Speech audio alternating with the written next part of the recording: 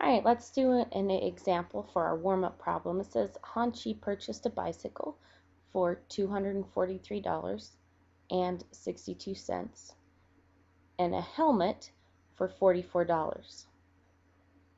The sales tax is 7.25%.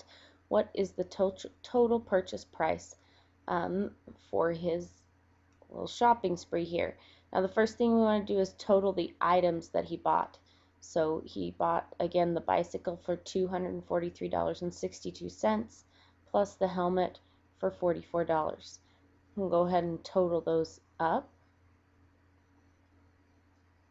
Okay, so far he's spent $287.62, but remember he has to pay this tax here.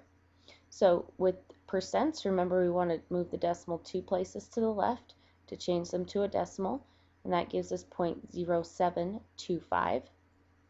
Okay, now there's two ways you can do this. You can multiply here and then add to your price.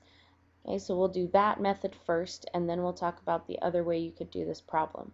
So what you can do is take this times 0.0725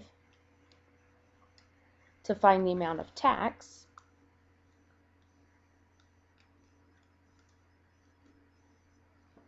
And that gives us $20.85 in tax.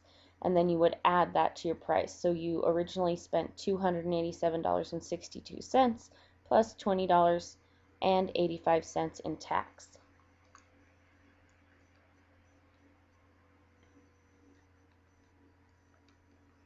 And when we do that, we get a total of $308.47. So that's one method for doing this. The other method you can use is to take, again, you total your purchases, so you know you're spending $287.62. Instead of just finding the tax, you can find the tax and the total all at the same time. And what you would do is still move your decimal 2 places to the left to get the 0.0725. But what we're going to do, instead of just multiplying by 0.0725, is put a 1 in front of that.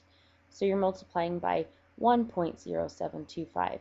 What that does is the 1 here gives you your original purchases, and then the 0.0725 gives you the tax, and it gives it to you all at the same time.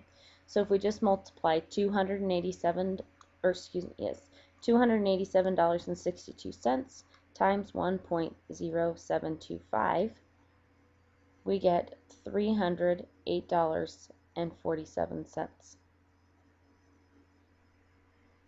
Okay, so notice we get the same answer either way. Okay, these are just two different options that you have. I use the second method most of the time just because it seems faster to me, but you are welcome to use either one.